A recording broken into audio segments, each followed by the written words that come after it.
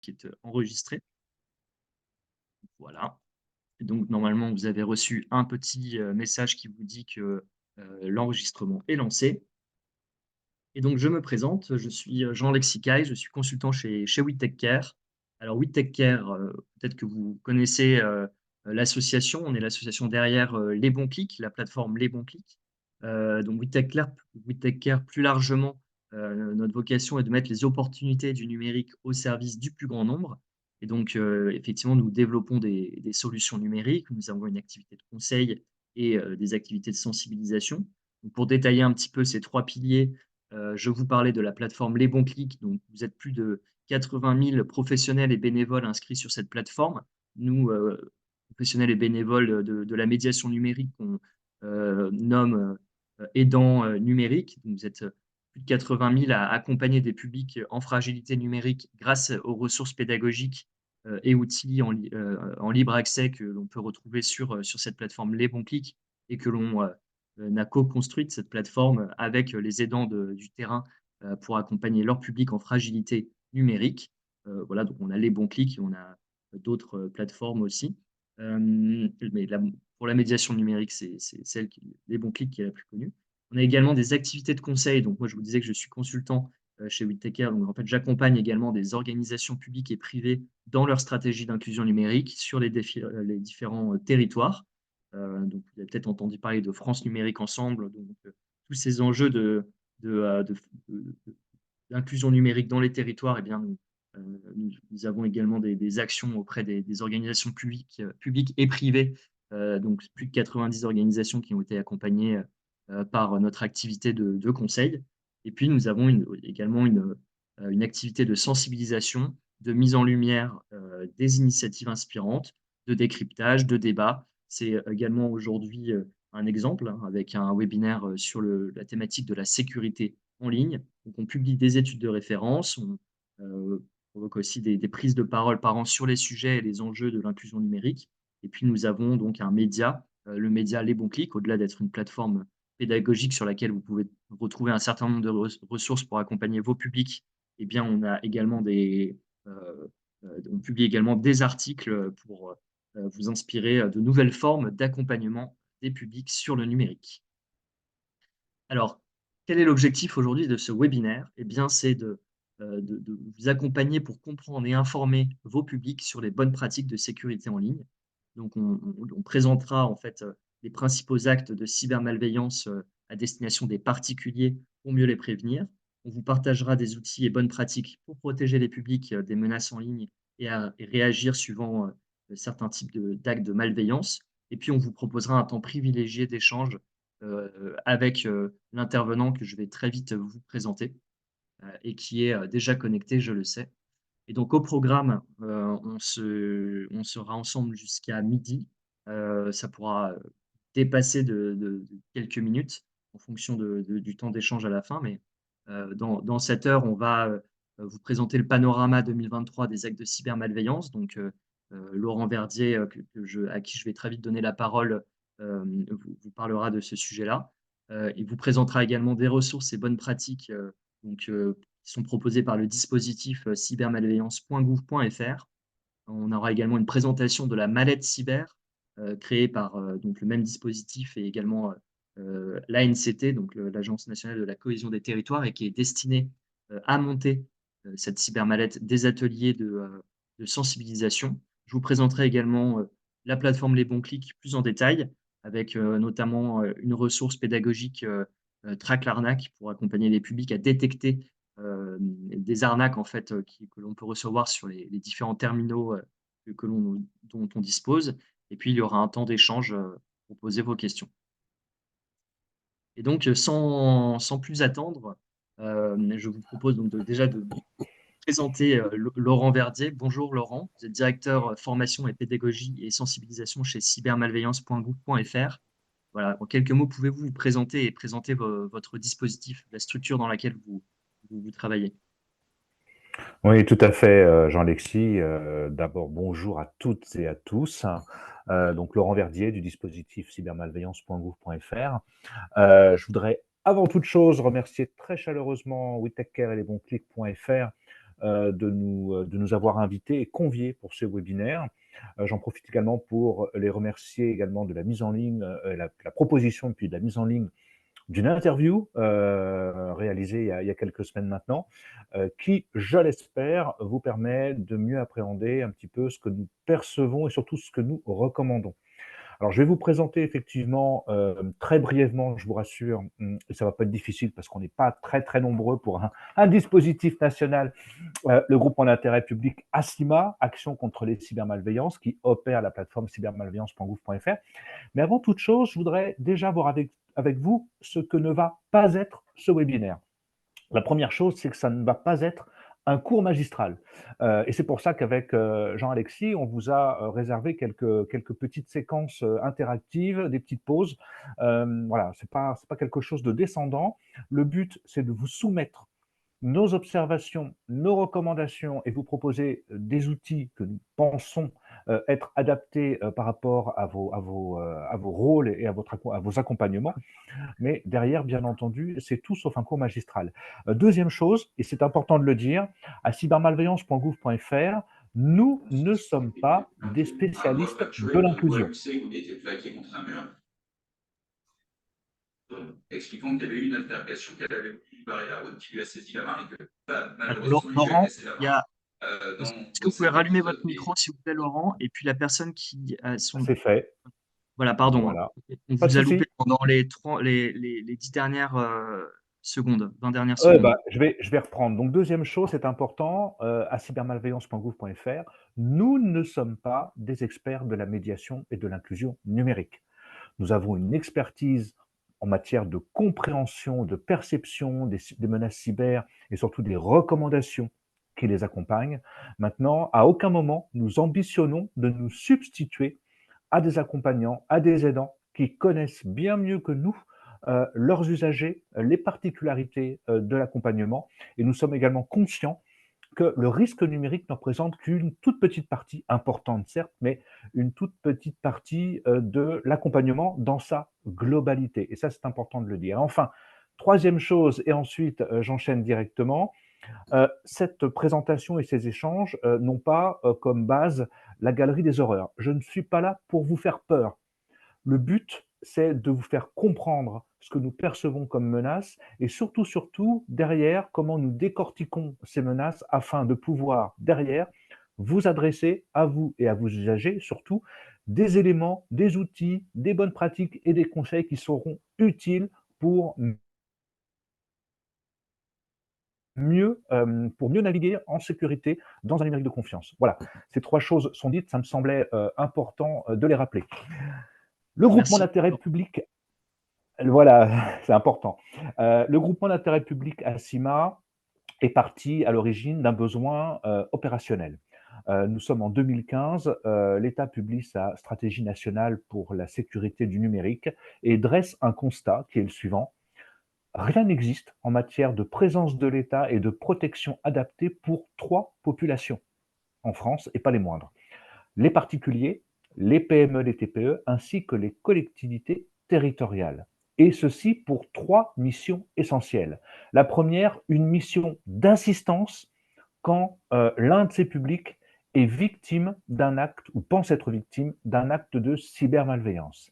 Et ça, concrètement, ça va être matérialisé sur la plateforme cybermalveillance.gouv.fr par un parcours, un diagnostic et un parcours d'assistance victime qui vont permettre à une victime de trouver très rapidement, déjà de mettre un nom sur ce qui se passe, de se voir adresser des recommandations d'urgence, des conseils d'orientation et enfin, si elle le souhaite, des propositions de mise en relation avec l'un de nos 1200 prestataires informatiques référencés et présents partout sur le territoire national.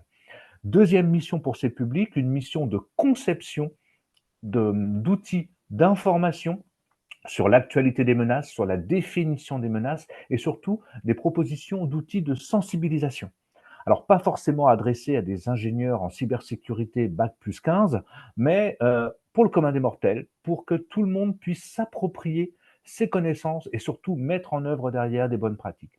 Et enfin, troisième mission, fort des deux premières, observer la menace et le risque numérique sur le territoire national et remonter ces éléments sous forme anonymisée et statistiquement consolidée à nos autorités pour mieux lutter contre les cybermalveillances aujourd'hui dans notre pays. Alors, nous avons été concrètement incubés par l'ANSSI, l'Agence nationale de la sécurité des systèmes d'information, en copilotage avec le ministère de l'Intérieur, puis nous avons été rejoints par tout un tas d'autres ministères, et le lancement de la plateforme a été réalisé en octobre 2017. Ça fait donc maintenant un peu plus de 6 ans que nous existons, et que sommes-nous devenus après ces 6 ans et demi d'existence?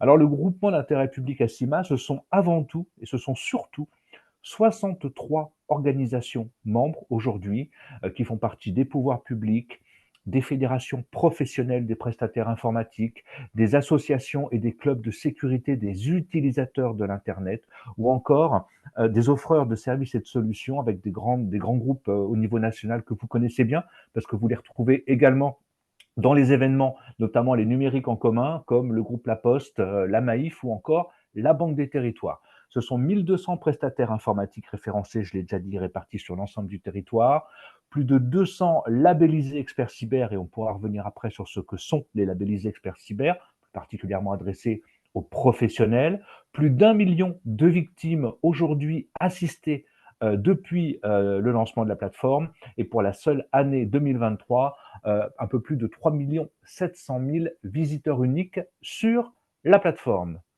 Jean-Alexis, est-ce qu'avant d'aborder notre panorama des menaces, je vous cède la parole? Tout à fait. Merci Laurent pour cette belle introduction. Alors, on va utiliser donc un outil, donc l'outil WooClap, qui va permettre donc de vous poser des questions de manière ludique. Donc, je vous invite à vous saisir soit de votre smartphone et donc de flasher le QR code, soit, alors je vais vous envoyer, hop là, tout de suite le lien dans le chat. Donc, pour vous connecter à cet outil, on va vous poser des questions en fait en ligne, et vous allez pouvoir y répondre avec votre outil smartphone, ou vous pouvez également copier le lien sur votre ordinateur en fait. Et puis, hop, je vais lancer, je vous réaffiche, voilà, là normalement vous revoyez. Voilà, donc en fait, WooClap, hein, c'est un outil de quiz, de questionnaire en ligne collaboratif. Et comme le disait Laurent, hein, ce n'est pas un cours magistral, donc ça ne va pas être noté. Et on va vous poser des questions déjà. Première question, pour celles et ceux qui sont déjà connectés. Euh, je, je vous remets hein, juste le lien ici dans le chat. Sinon, vous pouvez vous connecter sur booklab.com en tapant le code de l'événement, qui est cybermal. Alors, il fallait que je tronque le code de l'événement, hein. Mais CYBERMAL, une contraction hein, de cybermalveillance. Et donc, première question, et vous voyez déjà apparaître un peu vos réponses, hein. Plus la réponse, puisque vous êtes beaucoup à répondre, plus la réponse est euh, envoyé en fait un nombre de fois, plus le mot est en gros. Donc là, on voit que de quel type de menaces en ligne sont victimes vos publics. On voit qu'il y a phishing hein, qui ressort hein, en particulier. Moi, j'arrive à lire aussi, alors ça bouge beaucoup, mais j'arrive à lire faux SMS, faux conseiller bancaire, arnaque au faux support. Je vous envoie le lien. Hop, le chat. Donc, vous voyez, hein, il y a des tendances hein, qui se dessinent avec les mots qui sont de plus en plus gros, mais le phishing, hein, l'hameçonnage, on viendra évidemment en détail hein, sur ce terme, ressort en particulier. Alors, je vais vous donner, alors on se dit qu'on se donne 30 secondes pour envoyer 2 ou 3 types de menaces en ligne dont sont victimes vos publics, et après, n'en envoyez plus, comme ça on peut lire un petit peu, parce que là, ça fuse. Alors, je vois arnaque, Le Bon Coin. Donc, on a des choses un peu plus spécifiques, des services sur lesquels on peut retrouver différents types d'arnaques, de cybermalveillance. Enfin, les termes seront définis par Laurent. Mais le phishing, en tout cas, ressort en premier. Mail frauduleux, vol de données bancaires, vol de données personnelles, faux conseiller bancaire. Merci pour ce nuage de mots, en tout cas très complet.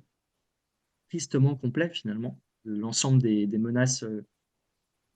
Super, donc là, ça s'est stabilisé.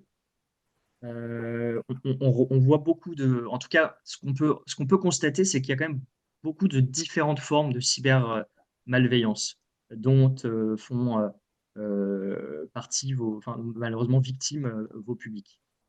Alors, justement, selon vous, puisque en fait, cybermalveillance.gouv.fr référence et traite des différentes formes de cybermenaces. Donc, selon vous, combien de formes de cybermenaces sont référencées et traitées par cybermalveillance? Est-ce que, selon vous, il y en a 5? Est-ce qu'il y en a une douzaine? Est-ce qu'il y en a plus de 50? 51? Ou est-ce qu'on en a près d'une centaine de ces différentes de cybermenaces?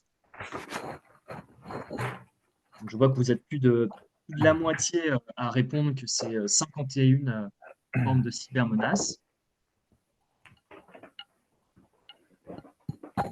On, on- on vous dira la bonne réponse. Enfin, la bonne réponse, en fait, d'ores et déjà, c'est 51. Mais Laurent, si tu veux en dire un petit mot, et juste après, on a encore une petite question. Alors oui, complètement. Ce sont au total 51 formes différentes de cybermalveillance qui ont été intégrées à notre diagnostic en entrée de parcours assistance victime, sachant que, et les conseillers présents l'ont bien noté, que certaines sont rattachées à l'hameçonnage, au phishing, mais que vu leur importance, effectivement, on a décidé d'en faire des cybermalveillances, j'ai envie de dire, autonomes, propres, à l'image de l'arnaque dite au faux support technique ou encore l'arnaque au faux conseiller bancaire, qui sont ni plus ni moins une manière d'appâter, d'hameçonner les gens en mettant en place une tromperie, une mise en scène destinée à les leurrer, ce qui est j'ai envie de dire, le ressort de base de l'hameçonnage, mais qui ont pris des formes tellement spécifiques et surtout tellement volumineuses en termes de recherche, d'assistance, que effectivement nous les avons séparés de l'hameçonnage, de la cybermalveillance principale que représente l'hameçonnage. C'est très clair. Alors, prochaine question. Donc, celle-là, elle est en fait, à gauche, vous avez 5 formes de cybermenaces. À droite, vous avez un classement. Et donc, la question, en fait, à votre avis, dans quel ordre sont classées ces menaces de la première menace la plus courante en numéro 1 que vous devez associer donc soit à virus, soit à hameçonnage, soit à violation des données, soit à faux support technique, soit à piratage de compte, jusqu'à donc la 5e menace. Mais ça reste en fait le top 5 parmi l'ensemble des cybermenaces qu'on peut trouver. Mais une fois que vous avez fait votre tri, en fait, donc selon vous, quel est l'ordre en fait des top 5 des menaces principales pour les particuliers, hein, parce que je rappelle que là, maintenant, il y a à la fois les collectivités, les particuliers, et j'ai oublié la troisième Et typologie. les entreprises, PME, TPE, associations. Mais là, on est bien sur les menaces principales pour les particuliers. Alors, je vois que Ouais. vous êtes déjà une cinquantaine à avoir répondu. Donc, regardons un petit peu les réponses en live. Donc, selon vous, l'hameçonnage est la première menace, donc la menace la plus courante. Eh bien, c'est cohérent, hein, en tout cas par rapport au nuage de mots qu'on a vu juste avant, hein, le phishing, en fait, puisque hameçonnage, on parle bien du terme anglais phishing, hein. Tout à fait. Le virus, vous l'avez mis en 5e menace. Piratage de compte en 3. Et donc, en fait, si je fais, selon vous, le top 5, on a l'hameçonnage en 1. Nous avons ensuite, alors vous avez un doute entre, ah non, ça y est, c'est détaché, violation des données en 2. En 3, vous avez mis piratage de compte. Et en 4, bon, eh bien, voilà, la réponse, en fait, ça sera plus clair hein, juste après sur les diaporamas de Monsieur Verdier, mais c'est bien en tout cas l'hameçonnage qui est la première menace la plus courante.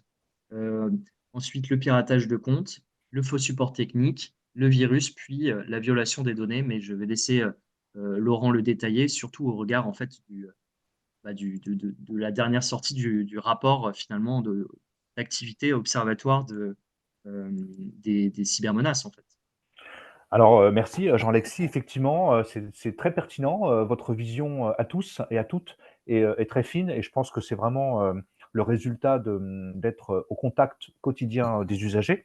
Comme l'a évoqué, Jean-Alexis, nous avons fait paraître, pas plus tard que la semaine dernière, notre rapport d'activité 2023 qui inclut, notre perception, des menaces avec, plus de 280 000 demandes d'assistance traité sur l'année 2023 avec une petite infographie qui va bien.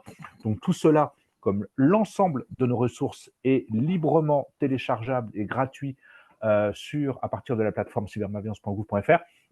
Et bien entendu, c'est surtout contextualisé et c'est beaucoup plus exhaustif que ce que je pourrais évoquer par oral devant vous aujourd'hui. Alors, on va quand même essayer de rentrer un petit peu dans le bois dur. Je le répète, le but, c'est pas de vous dépeindre une galerie des horreurs ou un fantôme. Le but, c'est vraiment de vous faire toucher du doigt ce que nous avons perçu par rapport à des particuliers, des entreprises ou des collectivités qui sont venus chercher de l'assistance lorsqu'elles étaient ou lorsqu'elles pensaient être victimes de cybermalveillance. Alors, j'ai voulu mettre les trois publics parce que je pense que c'est important aussi d'avoir une vue un petit peu macro. Bien entendu, on va faire un focus sur les particuliers. Donc, comme vous l'avez bien défini, la menace principale aujourd'hui, de manière transverse, bien entendu, mais surtout pour les particuliers, sachant qu'un particulier peut être collaborateur dans une entreprise, dans une structure associative ou travailler effectivement au sein d'une collectivité territoriale et donc se faire piéger. C'est l'hameçonnage. Hein, on reviendra un petit peu un peu plus tard avec des exemples plus précis. Hein, c'est donc ce faux message forgé de toutes pièces, ce faux SMS, cet appel téléphonique bidon par le biais duquel un interlocuteur va usurper la qualité d'un contact, d'un organisme de confiance, d'une administration, va enrober tout ça avec une mise en scène destinée à jouer sur le comportemental de l'utilisateur qui est ciblé et à lui faire transmettre des informations confidentielles, des données financières ou bancaires, ou encore le faire cliquer sur un lien frauduleux qui va l'emmener vers un formulaire dans lequel on va lui demander de rentrer des éléments personnels ou financiers. Deuxième menace pour les particuliers 2023, et vous l'avez bien perçu aussi, c'est ce qu'on appelle le piratage de comptes en ligne. Du fait de la transformation de nos activités numériques et également des confinements successifs qui ont marqué la crise sanitaire, nous avons démultiplié les accès, les services, les ressources en ligne. Et malheureusement, ces accès, ces services, ces comptes, nous les protégeons de manière trop souvent inadaptée, avec des mots de passe trop simples, trop facilement devinables, ou alors un mot de passe fort et robuste que nous allons malheureusement utiliser pour l'ensemble de ces services.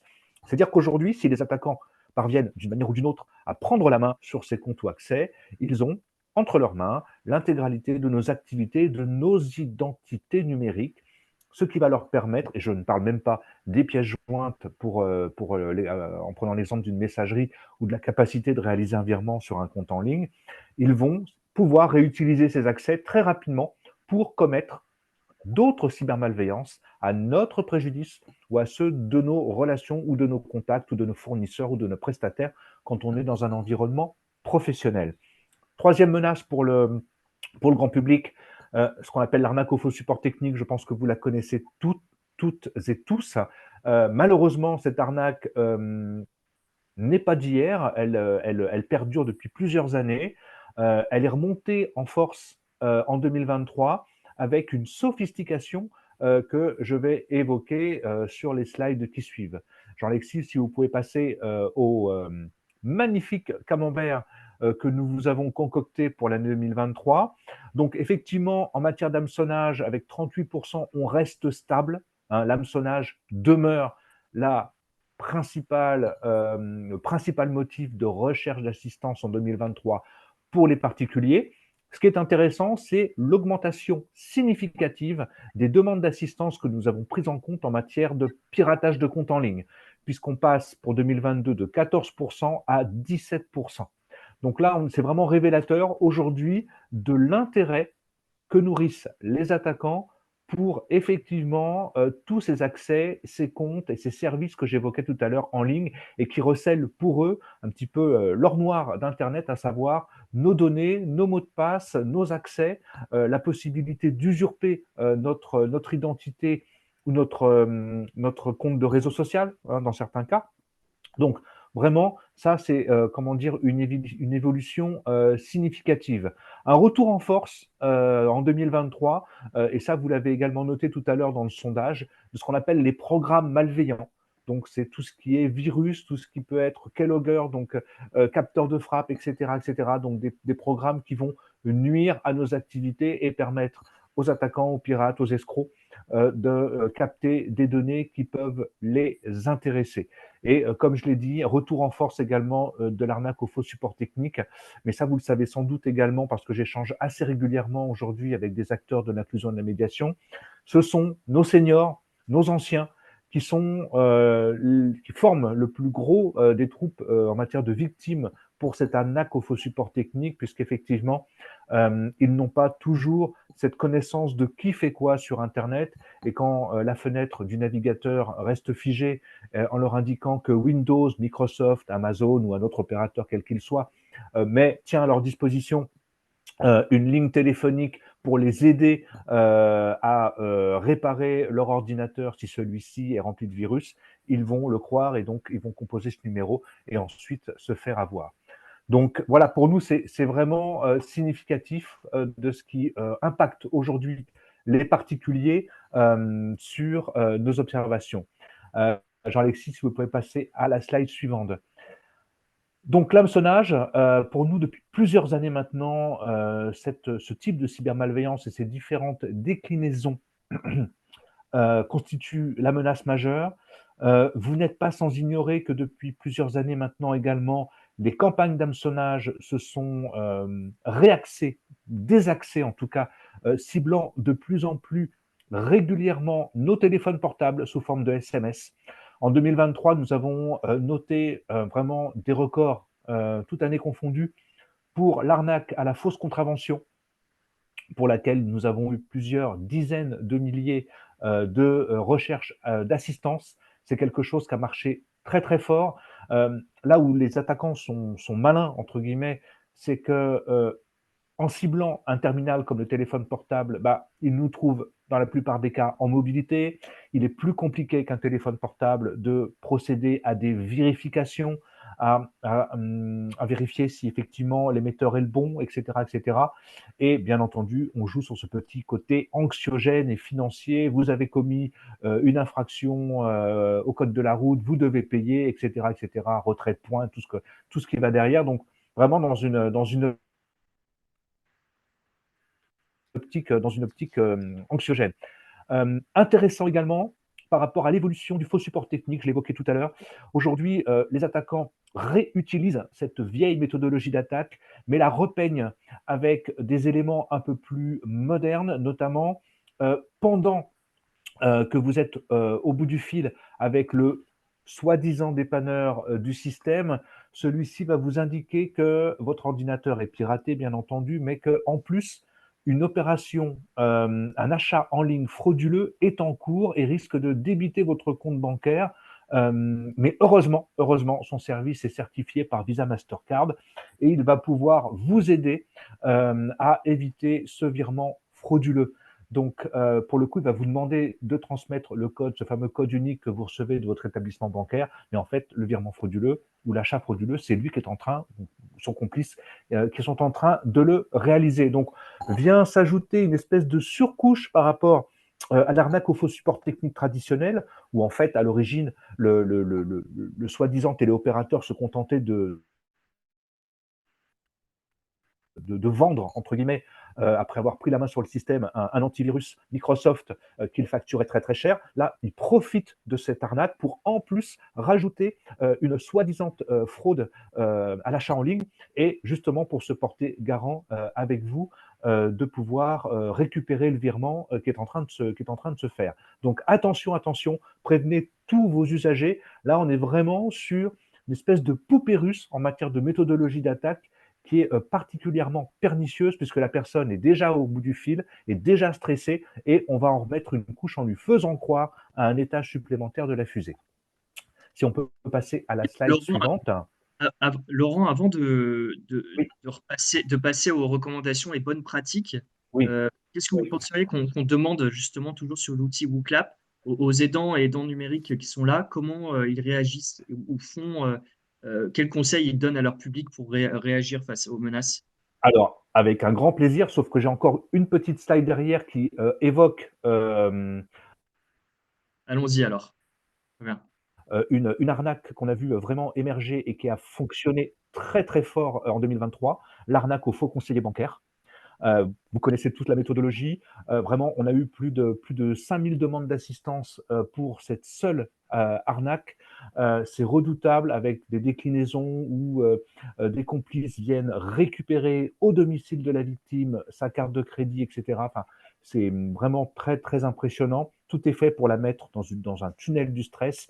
Et comme vous pouvez le voir par rapport à l'illustration que j'ai placée sur la diapo, on a également depuis peu des faux SMS qui semblent provenir de votre service d'opposition et qui va vous demander, qui va vous informer d'une soi-disant opération en cours et vous demander de les rappeler si vous estimez que c'est une opération frauduleuse. Et là, c'est très très fort puisque ce ne sont même plus les attaquants qui vont appeler par téléphone la victime, mais c'est la victime persuadée qu'une opération frauduleuse est en train de se dérouler et qui pense rappeler son centre d'opposition qui va composer le numéro. Jean-Alexis, je vous laisse opérer. Alors, bon, je vous propose de revenir sur l'outil WooClap. Je vais vous renvoyer le lien et puis le QR code.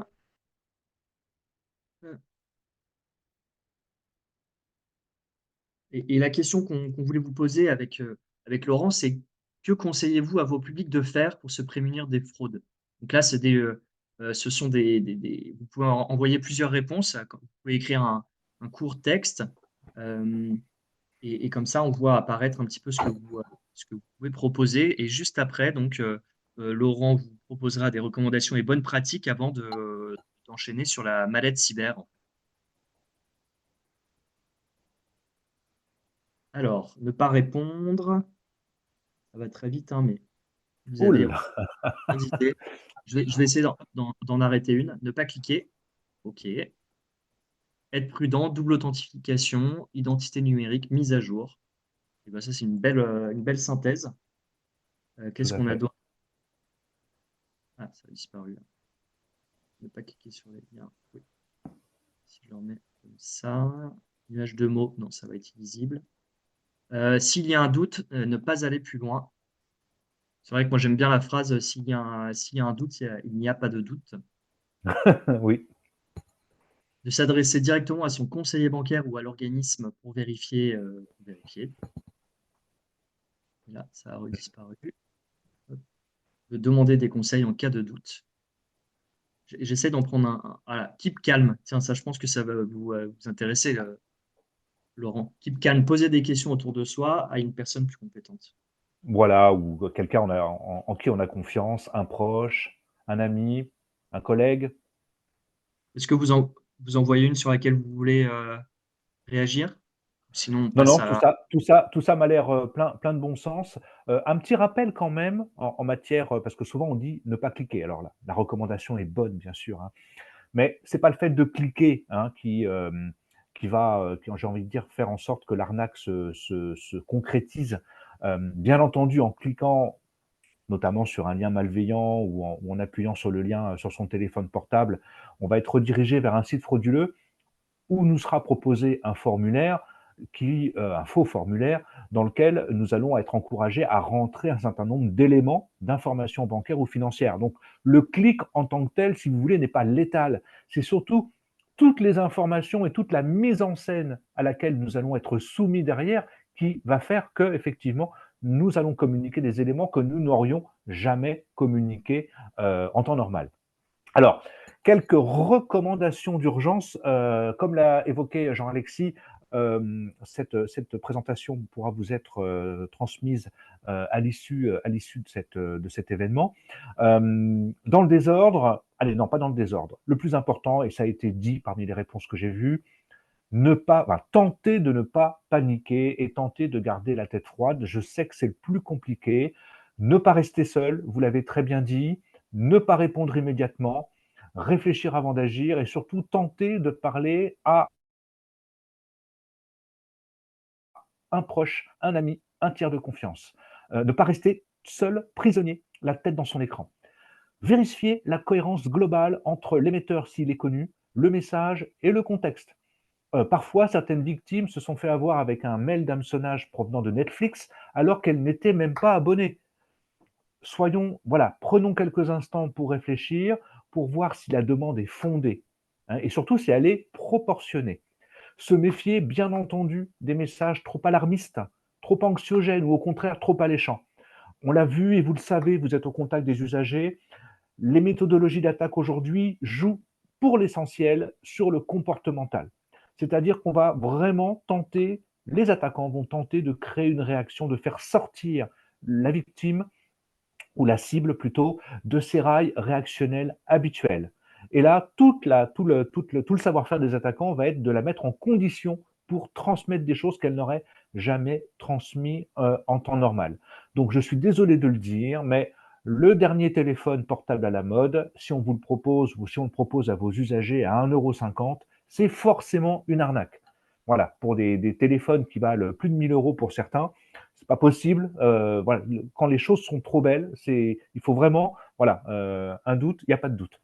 Ne pas hésiter à s'informer ou à trouver de l'assistance en venant, par exemple, sur cybermalveillance.gouv.fr, le fait de lire un article ou un post qu'on aurait émis sur nos réseaux sociaux, déjà, et pour se dire, je ne suis pas seul dans cette situation.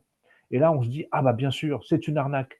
Donc rien que le fait de savoir ça, ça permet de se calmer, de reprendre un peu le contrôle de la situation et d'éviter surtout d'aggraver la situation.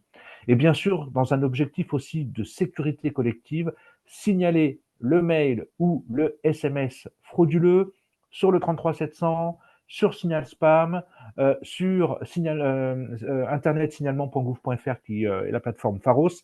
Voilà, ne pas hésiter à venir trouver ces propositions d'orientation sur notre parcours d'assistance victime. Et sur la slide suivante, nous émettons quelques recommandations par rapport à l'importance aujourd'hui cruciale que revêtent nos données personnelles, confidentielles, financières. Pourquoi? Parce que tout simplement, en récupérant ces données, les attaquants vont pouvoir derrière procéder à d'autres cybermalveillances, à aggraver le préjudice qu'ils nous ont déjà causé, ou à provoquer des préjudices à nos contacts, à nos relations, à nos fournisseurs, à nos prestataires. Et ça, ou à nos adhérents dans le cadre d'une association. Ça, c'est très important. Donc déjà, il est important de connaître et de protéger ces données aujourd'hui. Où sont mes données? Quelles sont-elles? Est-ce que je dois les catégoriser, les prioriser? Où est-ce que je les stocke? Est-ce qu'elles sont plus sur mon téléphone portable, sur mon ordinateur portable ou sur mon ordinateur de bureau? Protéger ces données et surtout les accès qui y mènent. Donc travailler effectivement sur une réelle gestion priorisée et adaptée de ces mots de passe. Ne pas oublier de les sauvegarder régulièrement. Alors, il n'y a pas que l'optique frauduleuse dans la vie, il y a également le fait de perdre son téléphone, de le casser. Donc, il est important aujourd'hui de procéder à des sauvegardes régulières, à une fréquence que l'on aura déterminée et surtout sur des supports adaptés que l'on pourra protéger. Et dernière recommandation, et pour moi, quelque part la plus importante, parce qu'il y a tellement aujourd'hui d'arnaques qui fonctionnent sur ce système-là, quand on demande à vos usagers, quand on vous demande de transmettre des données qui peuvent être importantes, un scan de votre carte d'identité, bulletin de paie, attestation fiscale, etc., etc. S'assurer du bien fondé de la demande, s'assurer du bien fondé de l'interlocuteur, de la proportionnalité des documents demandés. Moi, je suis désolé, pour avoir le droit de visiter un appartement, est-ce que c'est normal qu'on demande la photocopie du permis de conduire, de la carte d'identité, les 10 derniers bulletins de paie, une attestation fiscale en cours et actualisée? Enfin voilà, vous voyez, on parle vraiment là de proportionnalité. Et si jamais on décide de le faire, faire en sorte que cet envoi soit sécurisé, par exemple en taguant ces documents, et on y reviendra après, vous devez connaître ce service qui aujourd'hui vous permet d'intégrer un filigrane à usage unique sur l'ensemble des documents que vous pouvez transmettre. Et enfin, avant de passer à la mallette, un petit rappel sur nos différentes ressources que je pense vous connaissez pour certains d'entre vous déjà. Alors, notre kit de sensibilisation, le cyberguide famille, que nous avons d'ailleurs intégré devant son succès à la mallette cyber, la version, l'édition limitée des Incollables, toutes nos fiches mémo, nos fiches réflexes, nos infographies, nos chaînes YouTube et Dailymotion avec toutes nos vidéos de sensibilisation. Je le rappelle, toutes ces ressources sont librement téléchargeables, réutilisables. Elles peuvent être personnalisées à l'image du kit de sensibilisation qui est en source ouverte et elles dépendent de la licence Etalab V2, c'est-à-dire qu'effectivement vous pouvez vous les approprier et les personnaliser. Mon cher Jean-Alexis, c'est à ce moment que je vous recède la parole. Eh bien, et je m'empresse de vous la rendre, en fait, pour cet outillage des médiateurs et l'histoire de la mallette cyber, projet à la réalisation. Alors, il nous reste une quinzaine de minutes, donc ça serait bien de pouvoir garder un petit temps d'échange avec le public. Tout à Euh, fait.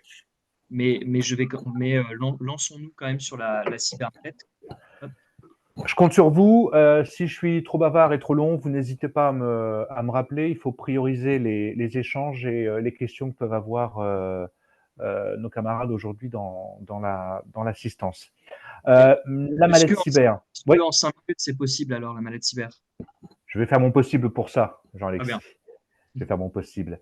La mallette cyber, elle est partie d'une histoire. Elle est partie déjà de notre rencontre avec l'écosystème de l'inclusion au fil de nos interventions, puisque le choc initial remonte à octobre 2020 quand j'ai participé à Tous aidants, le NEC local qui se déroulait à La Rochelle, où effectivement je me suis rendu compte qu'il y avait beaucoup d'attentes par rapport à nos contenus et ça m'a été confirmé ultérieurement, notamment lors du numérique en commun à Angoulême, euh, pour de nombreux médiateurs, nos contenus étaient adaptés, certes, mais parfois encore trop complexes et trop verbeux pour leurs usagers.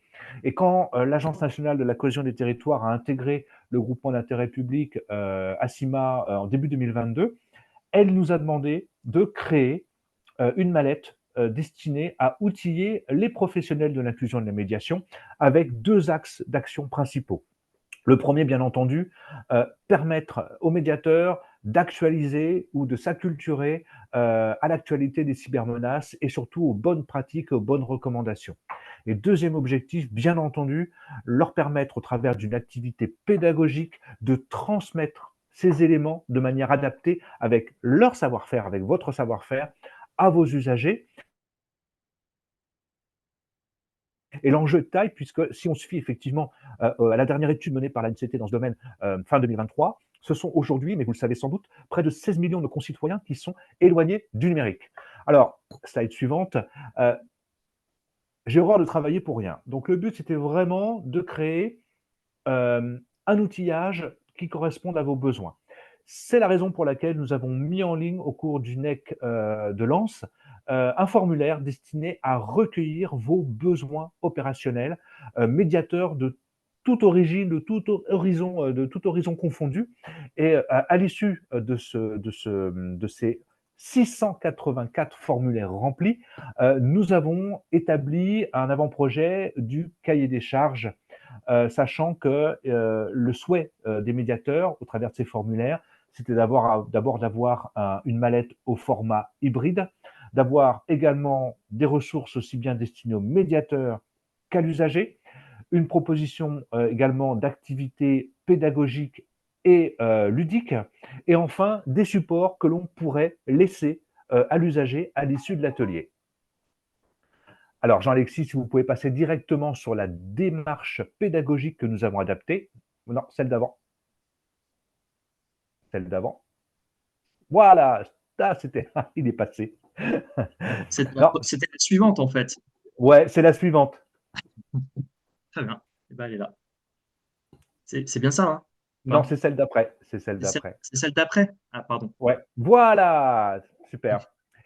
Donc voilà, le contenu de la mallette se décompose, alors avant de parler des supports proprement dit, en plusieurs étapes. C'est la méthode pédagogique qu'on a voulu adopter pardon, et appliquer surtout.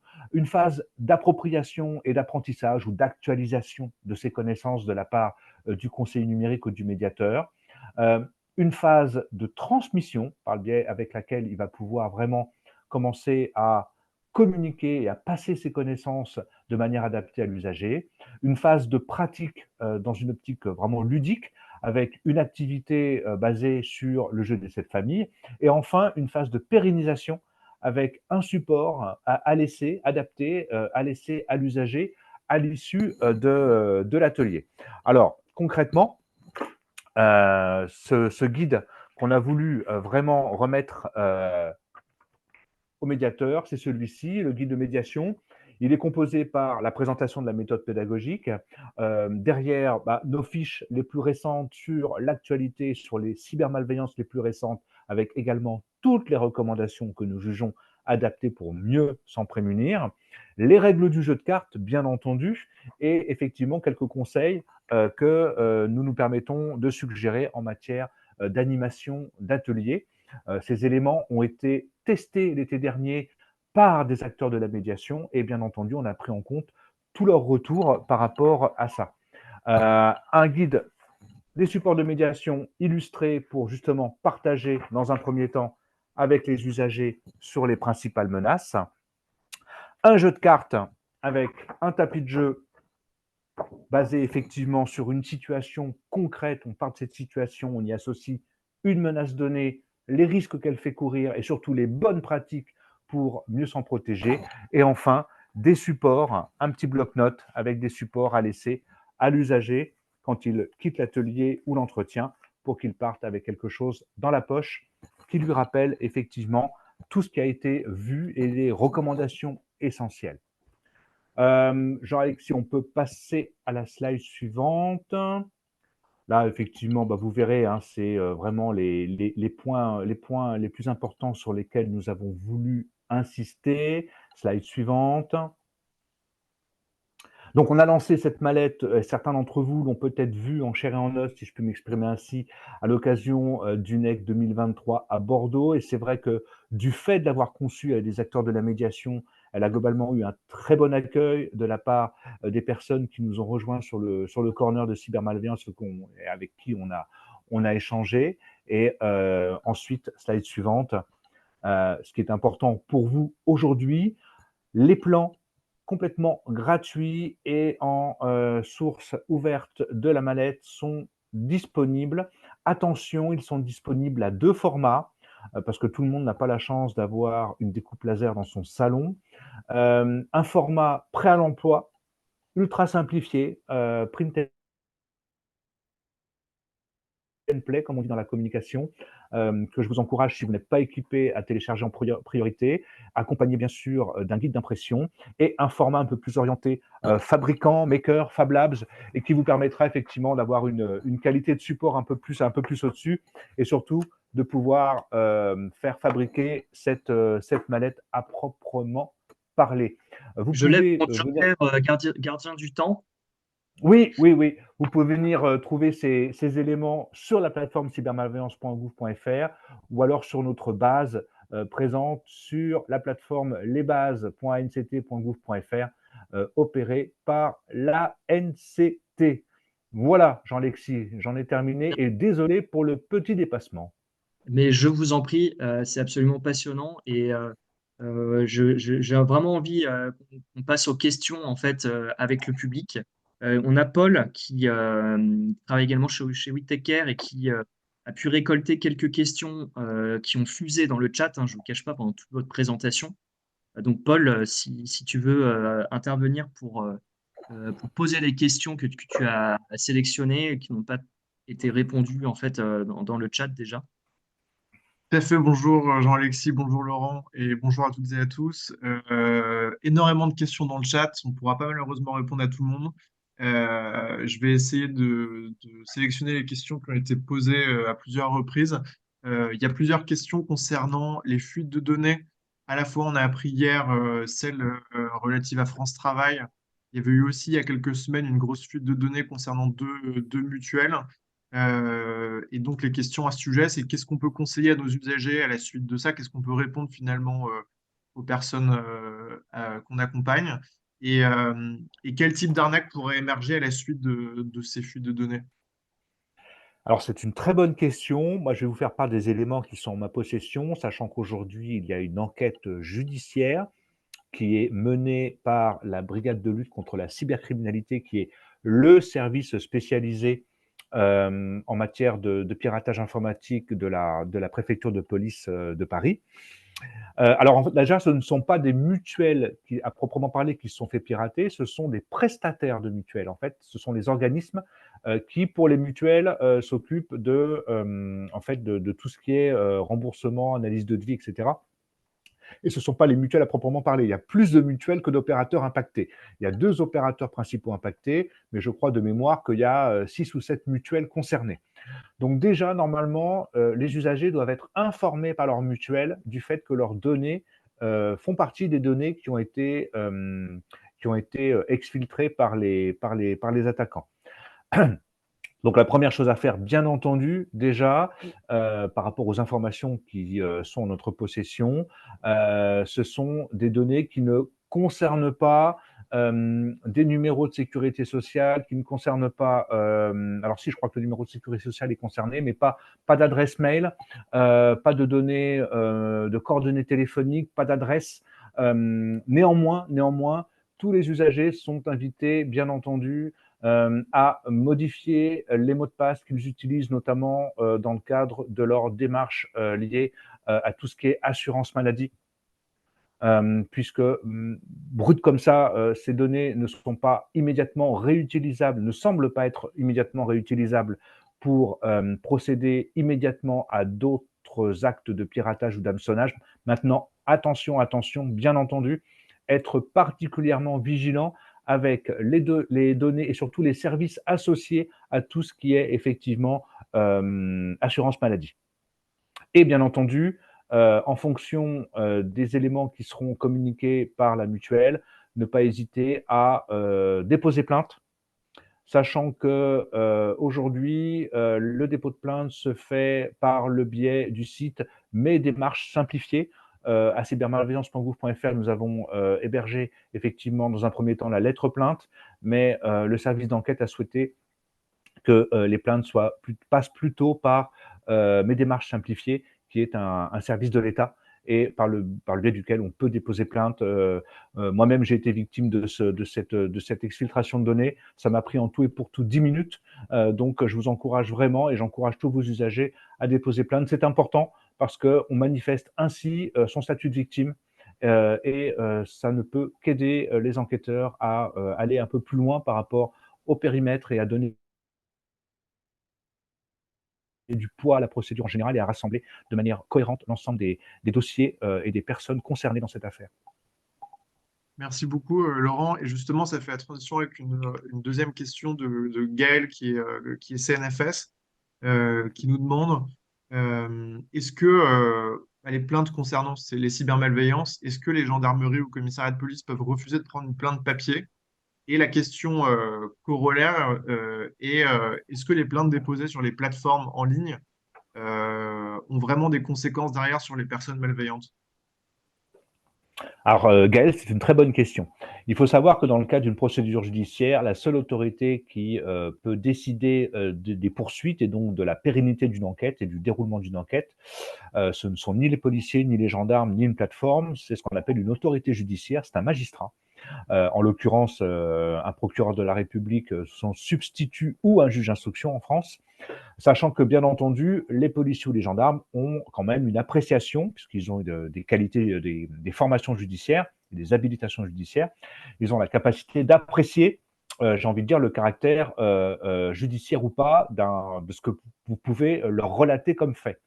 Néanmoins, si la gendarmerie ou le commissariat de police estime que ce que vous dénoncez, ce que vous évoquez ne constitue pas une infraction à la loi pénale, il vous reste, et refuse donc de prendre votre plainte, il vous reste toujours la solution de pouvoir écrire, adresser un courrier exhaustif au procureur de la République dont dépend votre domicile, qui, en tant qu'autorité judiciaire, appréciera de manière, j'ai envie de dire, souveraine, la possibilité d'enclencher des poursuites. Et s'il estime que c'est le cas, il saisira derrière un service police ou gendarmerie pour enquêter sur les faits.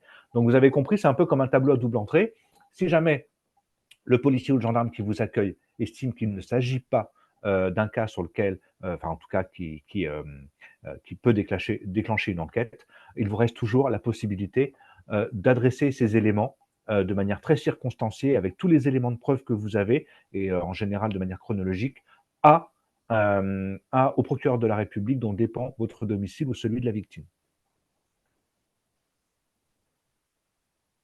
Merci beaucoup pour cette réponse. Gaël, je ne sais pas si ça répond à votre question. Est-ce que je m'étais noté d'autres questions? Euh, Non, j'ai l'impression Pour que la, c'est pour la, pour la plateforme, je me permets de rajouter, pour la plateforme Thésée, si c'est bien cette plateforme que ça. faisait allusion Gaël, cette plateforme a été lancée avec, de mémoire, la possibilité de déposer plainte pour 5 ou 6 infractions qui correspondent aux infractions les plus courantes en matière de cybercriminalité. Ce qui veut dire qu'il y a un certain nombre, malheureusement, d'autres infractions qui ne rentrent pas pour l'instant en tout cas, dans les champs de compétences de cette plateforme. Mais normalement, pour ces 5 ou 6 infractions, vous pouvez déposer plainte en ligne directement sans avoir à vous déplacer dans un commissariat ou dans une gendarmerie. Et il y a une dernière question que je voulais prendre, que je trouve super intéressante. Et il nous reste 1 minute. Alors, je ne sais pas si c'est facile d'y répondre de manière synthétique, mais quels arguments donner à ceux qui nous disent que ce n'était pas très grave si on leur pique leurs données car ils n'ont rien à cacher? Alors, ça peut paraître pas grave, mais effectivement, justement, d'où l'intérêt de s'informer, de se tenir un petit peu au courant, sans tomber dans l'anxiogène systématique. Aujourd'hui, il faut apprendre, je pense aux usagers, et moi j'essaie vraiment de le faire autour de moi, à prendre conscience de l'importance que peuvent revêtir nos données si elles sont utilisées contre nous ou contre nos proches. Donc, d'où l'importance de se tenir un minimum au courant des dernières méthodologies d'attaque et de faire en sorte effectivement de rappeler à ceux que nous connaissons que des bulletins de paie peuvent être utilisés pour, par exemple, ouvrir un faux dossier de crédit. Et ça, je peux vous dire que quand on se retrouve avec un faux dossier de crédit à son nom pour une somme significative et que tous les mois, on a les huissiers ou toutes les semaines, on a les huissiers qui viennent taper à la porte pour réclamer de l'argent, alors que ce n'est pas nous qui avons souscrit le crédit, c'est carrément embêtant. Donc il est important aujourd'hui, de par la dématérialisation, de faire comprendre à nos interlocuteurs que de plus en plus de démarches se font sous le versant numérique et de ce fait, nos données peuvent être réutilisées dans une optique frauduleuse assez facilement, malheureusement. Alexis, je te rends la main. Merci beaucoup, Oui, Laurent, pour ta réponse. Et juste, effectivement, il y a plein d'autres questions et on est désolé, on ne peut pas prendre toutes les questions, mais de toute façon, on va continuer à faire des webinaires sur le sujet. Et donc, voilà. Et puis, si vous avez d'autres questions, vous pouvez aussi nous les envoyer par mail et on pourra essayer d'y répondre. Voilà. Donc tout n'est pas fini, mais on va continuer à prendre vos questions, même après le webinaire. Mais voilà, merci pour vos questions et merci, Laurent, pour ces réponses. Merci ouais. à toutes et à tous et merci Jean-Alexis pour cet accueil et pour cette possibilité d'interagir avec de nombreux conseillers numériques. Eh bien, avec grand plaisir, je vous invite l'ensemble du public à répondre au questionnaire de satisfaction du webinaire dont je viens de vous envoyer le lien et que vous retrouverez également dans le mail post-webinaire. Mail post-webinaire qui sera agrémenté du support, du support en fait, du jour, hein, et également du support spécifique cybermalveillance.gouv.fr que Laurent nous autorise à vous diffuser. Et puis, merci beaucoup encore, Laurent, pour votre intervention. C'était vraiment très pertinent et donc au plaisir eh bien, de se recroiser sur ces sujets-là. Avec Merci beaucoup. plaisir. Bonne journée, bon Merci. courage à tous. Merci à toutes et tous de vous être connectés. Et puis, je vous remets le lien du webinaire, enfin du formulaire de satisfaction qui nous aide à améliorer nos démarches. Et si vous voulez poser des questions dedans, on regardera avec attention. Un grand merci. Merci Très beaucoup. intéressant. Merci beaucoup. Au revoir. Merci beaucoup. Merci madame pour votre retour. Au revoir. Au revoir.